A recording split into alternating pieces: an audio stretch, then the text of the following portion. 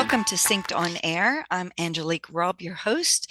This program is brought to you by Turfs Up Radio, and I have a really famous person in the house, Keith Kalfas from Kalfas Media, but also, um, gosh, what's your company called now as Kalfas well? It's Professional Services. Kalfas Professional Services. Sorry, I should know that. It's on our website. I'm so glad to have you on. First off, that you agreed to speak at our event, Sync Live in Atlanta. But Keith, it's been great to get to know you. I've heard of you in the industry. I remember I've only been in the States since really COVID time.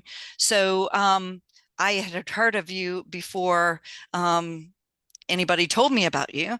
But then I've been finding out a little bit more and more about you as we've gotten to know each other and doing some research myself. But I was just saying to you that I think you started, this movement to a new way of learning in the industry. And I really liked how you said that you were the guy that broke the 4 minute mile. How did how did it all come about? So in the beginning, I was doing say internet marketing Yeah. and filming vlogs and videos, and I wasn't qualified to talk about anything personal development wise or business wise at the time. And upon research, the landscaping and lawn care field was wide open. There was only a few people that were making videos that I could even find. It was like Geek to Freak, Lawn Care Millionaire.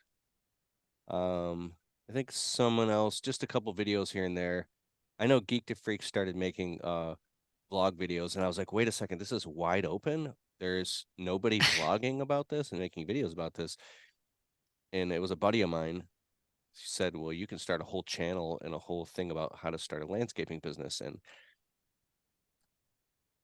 whoa, sorry, I thought that was on silent. So I looked in the mirror and I said, within 12 months, my name will be the number one name on YouTube synonymous with the word landscaping as far as keyword research. So I went to crazy making Yeah.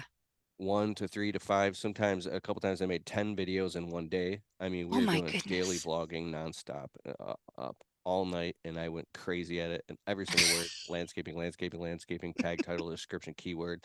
And my whole goal is this guy named Geek the Freak had he had a lot more traction than me because he was doing it a little bit longer than me. And I wanted to get his attention and other people's attention, so we just did everything I could to collaborate with those people. So then I just shot up, and it was like getting like I think by the time I hit it was a couple 100,000 views a month at 10,000 subscribers. I hit that, 1,000, then 15, then 20. I had 20,000 subscribers, getting 400,000 views a month, and it was all very specific. There like, and then I remember Stan Genetic. This guy had a podcast. He's the Dirt Monkey, and I was like, Yeah. bro, you got to get into YouTube. You got to start a YouTube channel. And he just had his podcast at the time, but I'm like, you would crush it. And then Spencer's Lawn Care, he started vlogging. And so when I say I was the first one, I was the first one to dive in head first with the vlogging and sharing so much and being so vulnerable and really doing all the personal development type stuff because I needed a path and an avenue that I was somewhat qualified. And that was for me, a guy who was really dirty. I mean, in the trenches, getting my hands dirty with my Yeah. hands in the dirt and Yeah. dirt underneath my fingernails and like grimy, Um, I had a dream since I was younger to quote unquote be a I don't know, inspirational or motivational speaker. And I love Dr. Wayne Dyer, Zig Ziglar, Deepak Chopra, the Bible, and all these motivational gurus like Tony Robbins. And I said, well, what does a young buck like myself have any credibility telling anybody how to live because they have these jokes about these motivational life coaches that these guys are so young. But I was like, but I can talk about how to start a landscape business.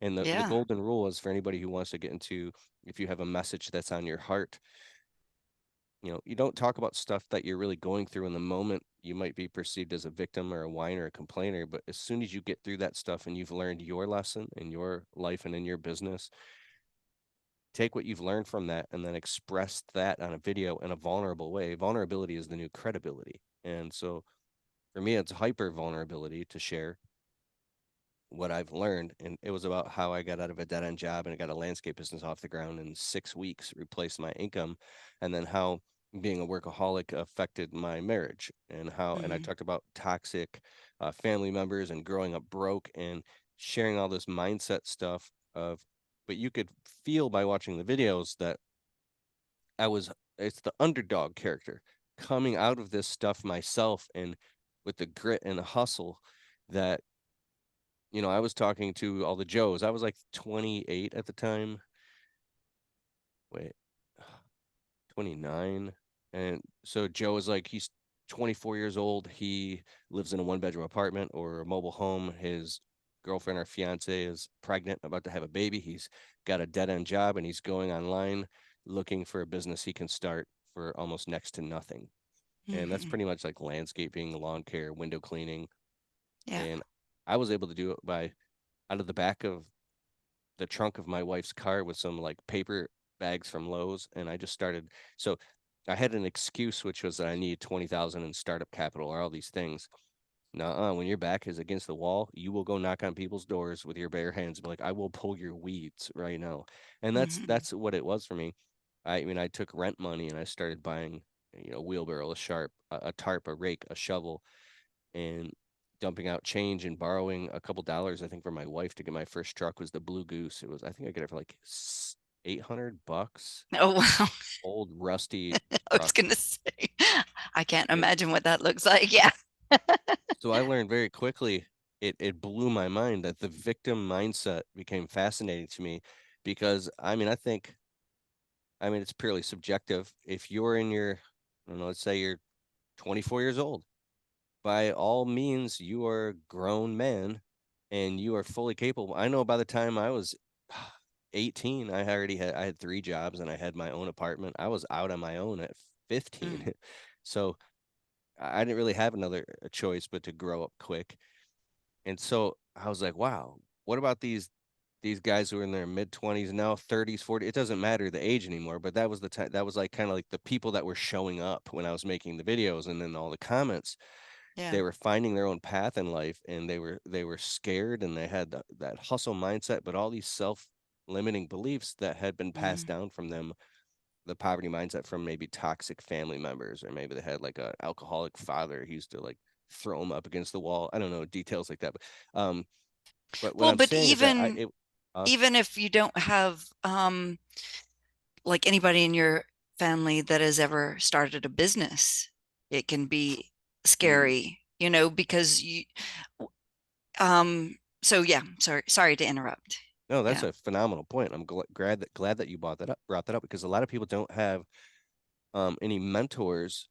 And back Mm. then, mentors were few and far in between. You might have a family member who gets drunk on the holidays and tries to tell you how to live your life and how you should run a business. For me, I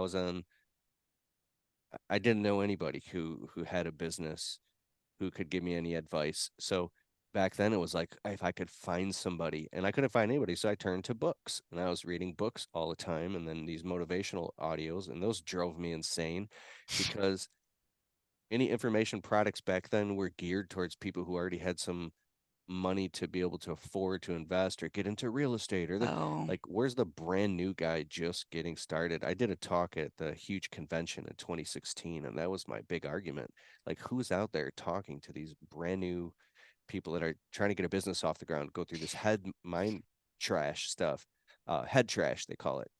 And so Okay. now you can just go on YouTube and just type in anything and there will be 20 different video creators and you can narrow in and find a couple that really kind of you vibe with and you can ride their coattails all the way to that point and then you can pass them up. So there's I was going to say there's no excuse. I'm not really like there's no excuse. I'm that type of guy, but there's so much access to information. And then I noticed that once I got my business past 100K and I became stuck, I couldn't get us out of the one bedroom apartment. I didn't know how to make more money and raise the prices on clients. And I realized that I had these self-limiting beliefs, even though I was willing to work myself to death, the self-limiting beliefs from all the way back down through my childhood and all the negative stuff I've heard about business and money is the root of all evil were had a grip on me. They were like anvils holding me back. My feet were encased in concrete. But it Mm. was in my mind. It was chains in my mind that I couldn't break. And if I would Yeah. make good money on a job, like, excuse me, I got a bit of a cold here. Um, if you're watching the video version, I'm wearing sunglasses because I have photosensitivity. But uh, um, that's when I really dove into the neurolinguistic programming and hypnotherapy. And one of my best friends is a life coach who's super, super legit. This guy's changed my life. We just had lunch today, and he's talking about the conversations and thought streams in your head and the negative self-talk. Can you jump out and objectify that instead of being in the river? You are now just seeing it as a stream. And then can you take your consciousness upstream so far that you can catch that stuff before that even happens, before the negative cycle keeps it really gets going and takes a hold of you? You can identify it and just extinguish it like a little wick. Um, Huh. and I'm fascinated by what percentage, if you read Stephen R. Covey's Seven Habits of Highly Effective People, what percentage, because things are on a gradient. We tend to think in like all or none or black or white or always or never. Yeah. This always happens to me, or how come I can never? It's not really. This is on a gradient. And as you say, we'll say, what percentage of this is true? What Yeah. percentage of the time? If you can ask these higher quality questions like Tony Robbins talks about, then you can go what we call upstream and start to see, oh, I have a lot more control over this scenario than I'm giving myself, excuse me, Credit credit for. for. Yeah. And so these higher quality questions can get you to a place. And then the final thing I want to close that with is, well, yeah, but how come you don't, or I don't have millions of dollars yet? There's roots and fruits. Learned this from Myron Golden. You got to sometimes grow really deep roots before your tree can grow fruits. And the fruits will only Ah, grow at the depth of the roots. So there's a lot of self work. What is it?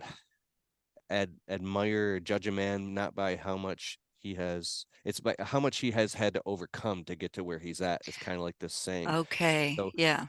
if anybody here listening has started out like in a really bad place, or that's also purely subjective as well, because when you change the way you see things, Mm. the things you see change based off the lens that you look at it through. You could say, oh, I had it really hard. You don't, that could literally be your greatest advantage. And so I started to think about, well, if you're negative, the more positive you become and the more positive you see things and the more you create, let's say you're positive and you hustle, but you don't understand how to create proposals and have a legitimate business and how to communicate with clients and market and advertise your business in a way to lean the fulcrum in your advantage so you get those really good jobs in the nice Yep. neighborhoods. Like you might be going planting seeds in like not fertile ground, the worst place ever, and you're upset because it isn't working. Well, there's something going on. If somebody else has figured this out, you can figure it out. But you can that's what I'm saying. This stuff is figure outable. Yeah. Put it on your list of It's say, hey, actually getting to know yourself and your own, yeah, and maybe working through what you think are limitations, but they're not. that you think are limitations. The definition of courage is your belief in your own ability to figure things out. That's what I think it is. When Mm. you believe in yourself, courage is it's action. The times in my life when I was brave and I went and I took action, like you got as much information as you can possibly get with your heart, your mind, your knowledge, your spirit, your soul, and you've checked all the boxes. This is good for me. It's good for everybody involved. It's good for the world. It's good for the cosmos, egocentric, ethnocentric, world centric, and cosmic centric. Everything lines up.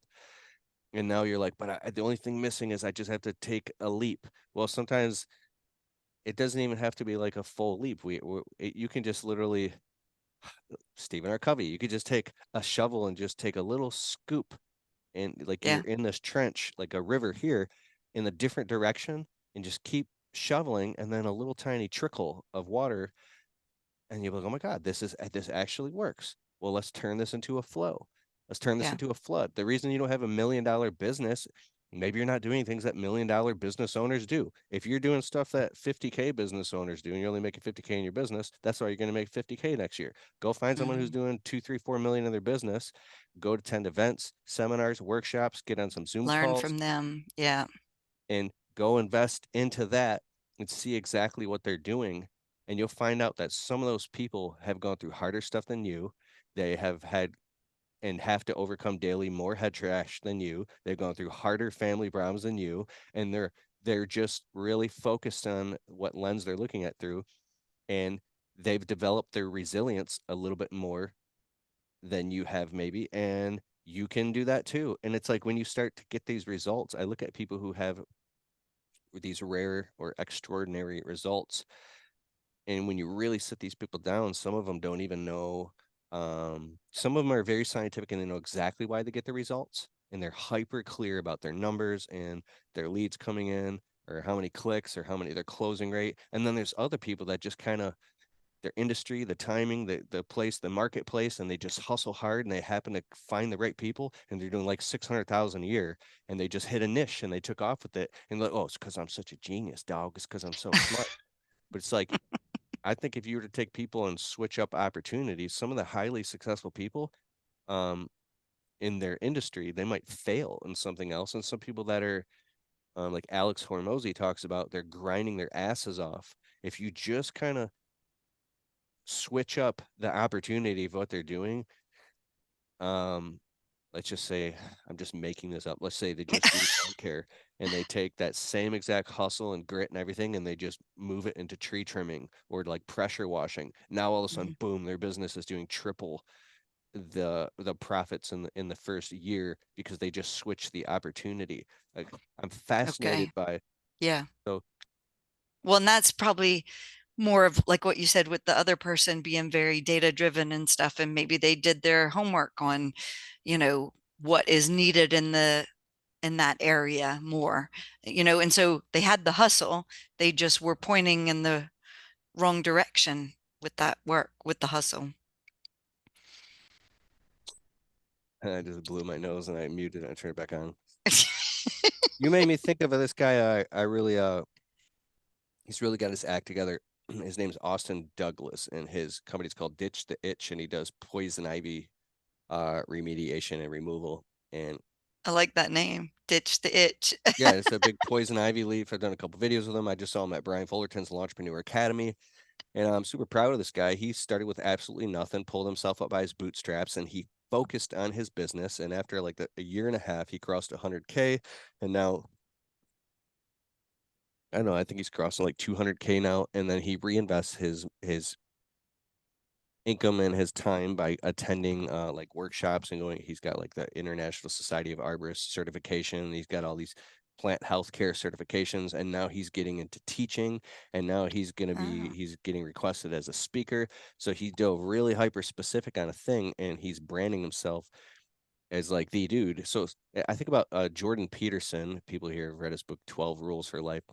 He talks about the whole Peter Pan syndrome, and so I can relate to this. When I was in my mid 20s, I wouldn't say I pissed it away, but my 20s were obsessed with doing music. Like I took a lot of the stuff I learned from doing music and marketing, promotion, and performing on stages and talent competitions as a past life. That's how I met my wife, actually. oh, Um, cool. I was a wannabe pop star, but I learned so much about music and video and audio production. I was shooting my own music videos, and I was just such a hustler. I would, do my own music shows, and I bring my own cameras and my own microphone, and I would take the footage, and then I would shoot a music video with lights, and I was, Wow. and this was my whole gig. And then when I couldn't figure out how to make money doing that, Oh and no. I took what I learned, and I'm like, well, let me start my own Apply it business, to, and yeah. do the marketing there and all the graphic design for my own flyers. And now we just hire virtual assistants to do that. But like I'm in a whole like podcast studio and I have lights and cameras and all these things right now that I've learned from doing music. So I was able to take that and cross pollinate that into this. But anyways, um Jesus, when I brought up the past, that kind of triggered me. Sorry. Sorry. No. What was I saying before that? Because this was a really good point. Well, you were talking about ditch the itch, or we're going back further than that. You're Yeah. really proud of this guy, and Oh yeah, how the he's Peter doing Pan lots of syndrome. different things. Oh, Peter Pan syndrome. Yeah, okay. So Jordan Yeah. Peterson's genius. He said this thing. It's like you are afraid to let go of all these potential opportunities to narrow down and focus on one thing because you feel like you're letting go of like, well, I could be a musician and I could do this and I could do all these different things. Oh, And it's hard to really let go of the thing that you love the most to pursue the thing you need to do right now that's going to, especially if you have a family or if you're married or something like that, yeah, to really really buckle down and find a way to become passionate about what's putting food on the table right now and yeah, what is actually serving other people because you know some of us are have to go from selfish to selfless and learn how to have what's the word, a servant's heart. hmm, And that's where I was really really humbled was when I started my landscape business and I was out there starving and people were giving me a chance. I make funny videos where I complain about nitpicky cheap clients, but my heart goes out and eh, to all the newbie landscapers, but I'm super grateful that all of these clients gave me a chance and hired me even yeah, if it was for cheap. And that was my pricing. That was I communicated. What you put out, what you get back. The quality of your communication is the quality of your response. So I attracted all those customers, but I learned how to have a certain servant's heart and like, Mrs. Jones, you want those weeds pulled? I got you. Trim that shrub? I got you. You need a quote for this? Mr. Jones, I'll be there Saturday to give you a quote. I got you. It's like that whole type of thing changed my whole perspective. Is like, wow, if you want to make some money in this world, you can do it by having a servant's heart and serving people and creating a service that takes a lot of pressure and spotlight off of you because these people just want to get the work done. You would just become like a liaison. You become a conduit. You become a vessel. So if you're dressed clean and you got like you don't have grease all over your pants and you're wearing nice, like what I mean is if you don't have to have a brand new truck, but if it's clean and you're presentable and you have a heart of service, you can grow a service business really fast hmm, and book out your schedule with a lot of work. And you can learn skills that would be like multiple college degrees. So to really buckle down and focus on something like your landscape or horticulture, your pressure washing business, Jordan Peterson talked about this. The guy becomes a plumber and he doesn't want to do he becomes a plumber's apprentice and then he works his way up and he becomes a master plumber. Next thing you know, he starts his own plumbing business. And then in about a decade, he's the master plumber and has a whole plumbing small business with employees in his city. And now he's able to like um, be a spokesperson for the city and donate and help people that can't afford plumbing. And then he becomes a big influence in the city that now he's created so much value. It kind of like blooms. It yeah, narrows down, but then when you really focus, then in the future, like I was able to go back and just go and rebuy my studio equipment that I had to sell because I was broke and oh, late on my rent and yeah, go buy a keyboard again and buy a sound booth and my favorite microphones. And now I could just buy all this stuff because I focused on my landscaping business. Now I can, if yeah, on the weekends I want to do some music or something or play the piano, that's I can totally do that. But so for and you anybody can here still who's be a like, rock star, hmm, and you can still be a rock star later too. I don't think that's a good idea. Oh, come If I did, on. it would be more like Christian music, like praise Okay, and worship. okay, Because there was this, I can't believe I'm admitting this. There was this part of me that loved being on stage. Um, like I felt ignored as a kid growing up, so I always wanted to be on stage, and I wanted the attention. I wanted to feel validated, and I wanted to feel worthy because I felt unworthy. So when I yeah. would do these music shows, I felt like I was the shit, and I ate it up. And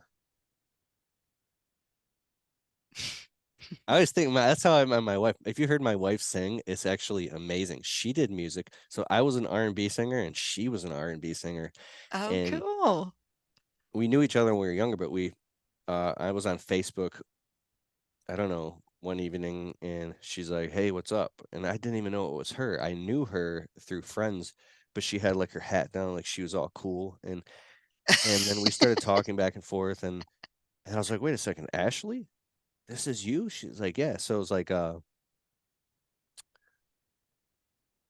I don't know. She sent me some of her music and she could sing really good, but I didn't like the way the production sounded. Some type of kind of novice. I was like, well, come over to my studio. I have like a home studio and I'm really good at producing like vocal tracks and stuff. And anyways, I don't know why I'm telling the story, but uh Oh, but it's great. It's neat to hear, yeah, how you met your partner, and she's yeah. like literally my dream woman and she's Oh, everything I ever dreamed about and she's my wife and we've been together 13 years now. And there's not a boring or dull moment with her. She's a trip, man. So that's how it should be. yeah,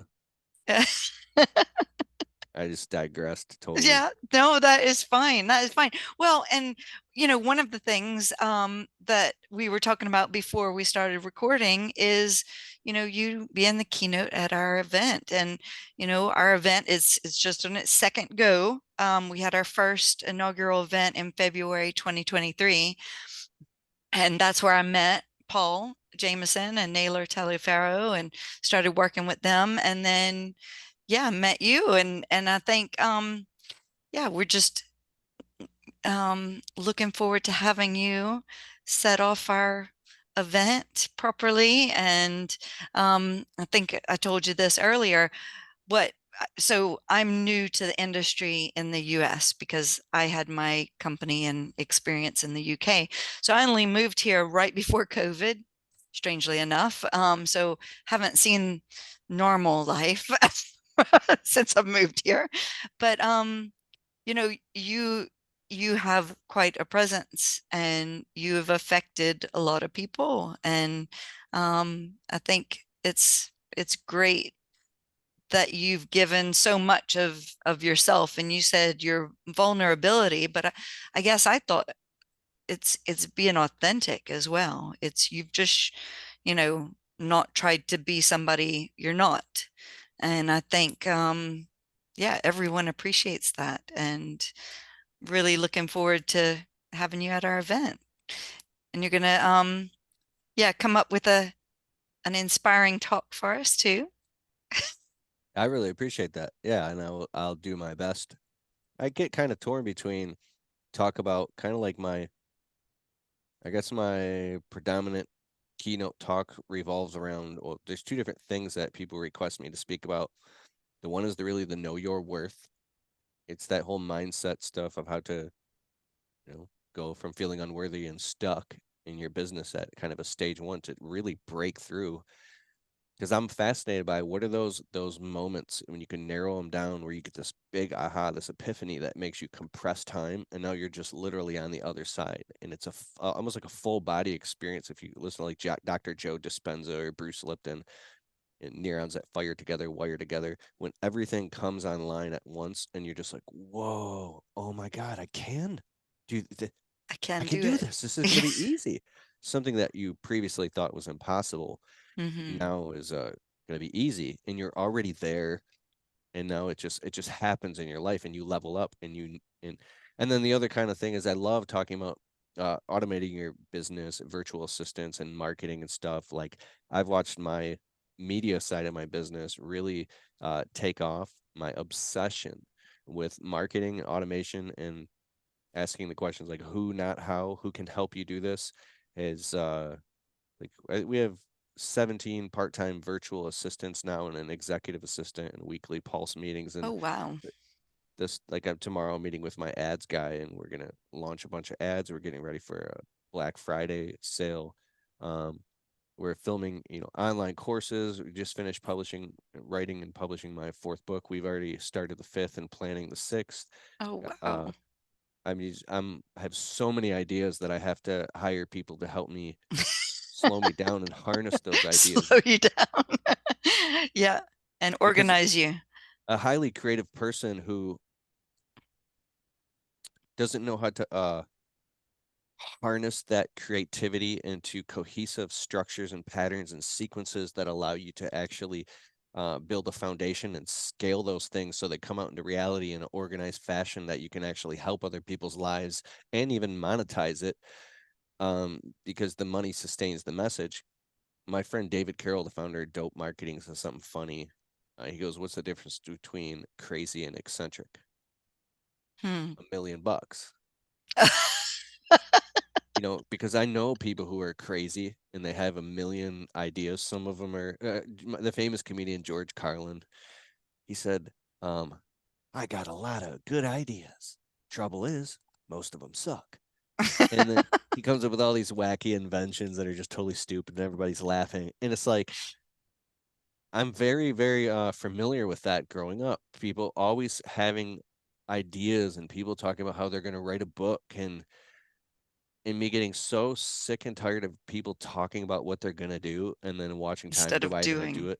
Yeah. I just want to vomit and I don't want to be rude and say, hey, I don't want to hear it anymore. I'm sick of you talking about your ideas. When people talk and talk and talk about ideas, um, and there's other people that just go grab a shovel and just start building it and go doing it Mhm. or putting it together. My friend William, he's a sorry, I was talking about the speech and I'm digressing again. Yeah, no, William's a maniac. My friend, he's a tree guy. I mean, this guy had an idea. He cuts down huge trees. He did a deal with the city. He didn't even want any money, but now I think that they're forcing him to take a little bit of money. He just loves helping people. He's cutting out a huge like spruce tree. I hope he doesn't get mad. I'm sharing his business. And he in a monster tree as a base, and in the middle of the city town square, he was doing it all day today, setting up a huge tree with Christmas lights. So when the parades go by, I'm talking it was like a monster tree. And then he'll like if he runs into something that he can't like he'll go buy a welding machine and teach him how to weld himself and then he'll oh weld it my and he builds goodness. and invents things and he does all these he's a true Creative. MacGyver. Yeah, He doesn't talk about ideas. You just he show just up at does. his house or his shop and now he's invented this thing. It's like so people that take action Yeah. because ideas are a dime a dozen. So the kind of the thing that I talk about is if you have all these ideas, you can go hire virtual assistants and people that can help you build all that stuff. Because if you're trying to do it all yourself, you're going to pull your hair out if you keep asking, "How am I going to do all this?" It's like, Well, and you can't be good at everything. There's nobody that can be good at everything, and have enough time in the day to do everything. and the secret So, to all this is, are you doing something that's creating enough value for people where you can charge a specific amount of money in return for whatever the service is that now that's enough money and margin above and beyond your cost of goods sold and your overhead to be able to reinvest into these because if you split it down the middle you have proven and then you have experimental. So the first hires you want to make are the proven things that already mhm. drive revenue into the business. Of course, you want to hire more labor out in the field, you want to hire someone in the office. Experimental is, I don't know, what is it, right? Maybe that's hiring. um, What do you think? well, having your own electrician on a landscaping crew would be kind of like, well, can you really cover that cost all the time? Do you have enough work for a full-time electrician, or I You guess mean as like an example? landscape lighting and electrical Yeah, and stuff? yeah. Yeah, so if you only do lighting 1 out of every 12 jobs, no. But then, But if you do it every other job and to have, yeah, so or now every that you job got the lighting guy, like, so what point, if you have a bookkeeper and you have someone helping you analyze your finances and the money coming in and out, and you start analyzing the market and what percentage of these people want landscape lighting, you can be like, oh my God, there's all that we're leaving $300,000 a year on the table on the table. by Yeah, not offering upselling it. landscape. So Yeah. then you realize that where you thought that the electrician guy was like a big leap and an impossible thing, you're like, wait a second, we're losing money. We need to do this and then this with marketing, put these things together, which is like kind of like concentric circles. It's called emergent properties. When you take different things and you put Okay. them together, I imagine like a beam shoots up into the sky because you've combined. Because if you take the taxi cab industry for 100 years to get to its precipice, the pinnacle, Yeah. take the internet 25 years, and then you take apps, which took like 15 years, and then you combine all three of those things, completely different industries, Yeah. then you got Have Uber. evolved. Yeah. Yeah. So And it's spurred on so many things like Uber and Airbnb and all these. these things that have spurred out, but they couldn't be developed before because we didn't have the technology for the apps and the tracking and GPS. And yeah, You just nailed it. So yeah, sorry. Did I that's just why steal your punchline? cross-pollinating. What's that? Did I steal your punchline? I'm sorry. Absolutely not. I'm Okay. thankful. So when you cross pollinate and get around people in different industries that have success in totally different things, you might walk away from an event and be like, whoa, I never thought about that. That's what happened in 2016, 17, and 18. Internet marketing blew up and people started putting this stuff into their service businesses and getting these crazy hockey stick effects because now they were doing email auto follow-up automation, text message Mm, automation, integrating software and apps and finding ways to automate their businesses, which is like was more of an internet marketing software as a service type of thing. And it started blending inside of what people do with service businesses. Now when you have all these apps, um, it seems totally obvious now, but if you look at the evolution of it, people weren't getting results like this because they weren't able to leverage software. You would have to mhm. hire, 2 to 3 people to do You something would like this. you would need a computer programmer or to yeah to build something, to build a database, to build yeah. Um, but it still amazes me. I had a call today, um, and with someone in the pest control industry that said that they still have landscape companies that they deal with that don't use computers.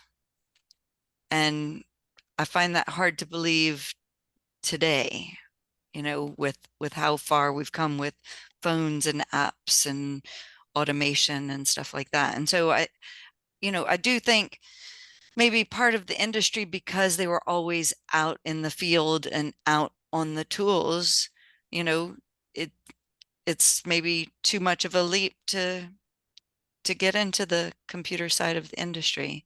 But I think, definitely the younger generation are much more ready for that and much, they pick it up a lot easier.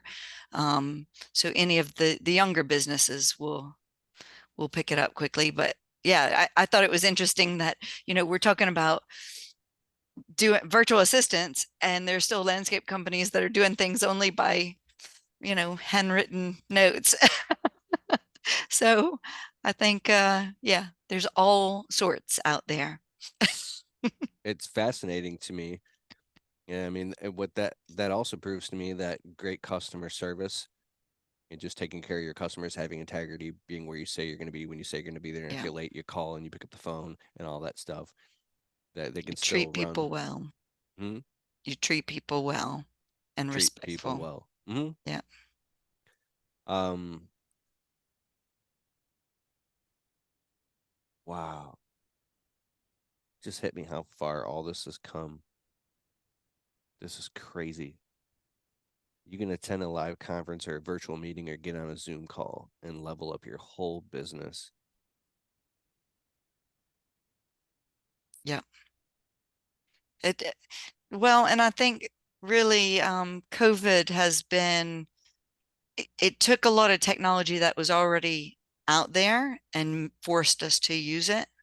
And it's changed a lot of industries, I think. I think that, I interviewed a landscape business owner in Texas that, he had people like office-based people working from home before COVID.